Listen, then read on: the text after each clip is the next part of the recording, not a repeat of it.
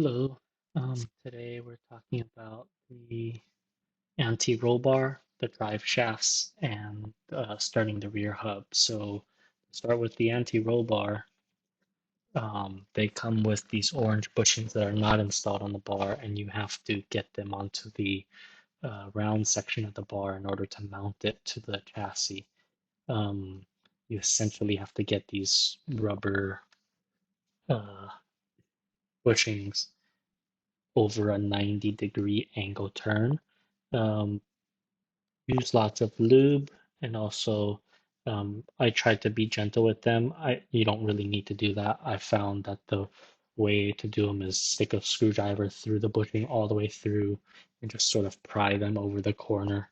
It didn't take too long once I figured that out, and was not afraid of the bushings breaking. Um, I was able to sort of mount them, but I was missing a few small washers that I had to source, so I couldn't finish the job in the session. But all I needed to do was get some washers and then tighten it up. The drive shafts are really straightforward. You just insert them into the diff after you remove the little covers on the side of the diff.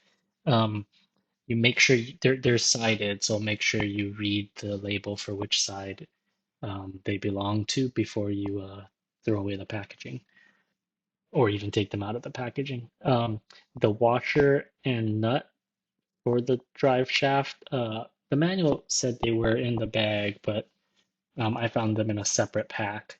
They're huge. The washer and the nut, well, the nut is a 42 millimeter nut, and the washer is similarly sized. The Make sure you get the nuts on the correct side as well. So the passenger side threads, normally you would turn it clockwise to tighten and counterclockwise to loosen. The driver's side is opposite, so you would turn counterclockwise to tighten and clockwise to loosen. And I've been told that this is so that when you're driving and the hub is rotating, it doesn't unscrew itself. Um, and then moving on to the rear hub, the manual is a little bit confusing, so I did it sort of in a few steps. Let me see. So first I installed the ear and I aligned it with the bolts. The ear sort of just goes onto the end of the DeDion tube. You're supposed to put some silicone glue, so I just sort of did that right before I put the ear on and aligned it with bolts. Make sure you align them with bolts before you squeeze it onto the glue, otherwise it might sort of tighten on you and you'll have a difficult time aligning after that. There are three sets of bolts that are all the same threading, but different lengths. So the shortest bolts are furthest rear of the car. They thread directly into the DeDion tube. The longest bolts are in the middle. They go through the DeDion tube, and they have a nut and a washer on the other side.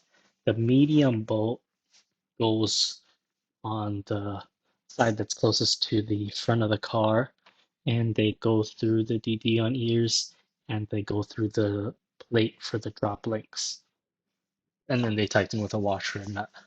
And then once you've got them aligned, take them out one by one and apply copper slip. And then you would insert the bearing over the drive shaft.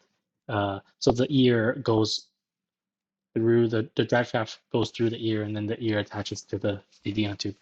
Then you put the bearing on to the drive shaft. There's an orientation to it as well. There's only one way where all four bolts will fit. So you get it onto the drive shaft. I used bearing grease. It might take a tap or two with a mallet. Be firm but gentle. And once it's on, you reinstall the bolts, the four bolts that go through, which are the two medium length bolts that go through the bearing, the DD on ear, and the drop link plate. and then the two longest bolts which go through the bearing, the DeDion, and then the two holes on the DeDion tube, and then have a washer and nut all the way in the back. Once you get all of those in, you can sort of tighten them, torque them to 47 Newton meters, and then you take the drop links and you get a couple of wrenches, make sure that the two ends of the drop links are facing opposite directions. Uh, and then you nut one to the bottom of the drop link plate, and you nut the other side to the anti-roll bar. The manual showed tying it to the third hole out of four on the anti-roll bar, so that's what I did.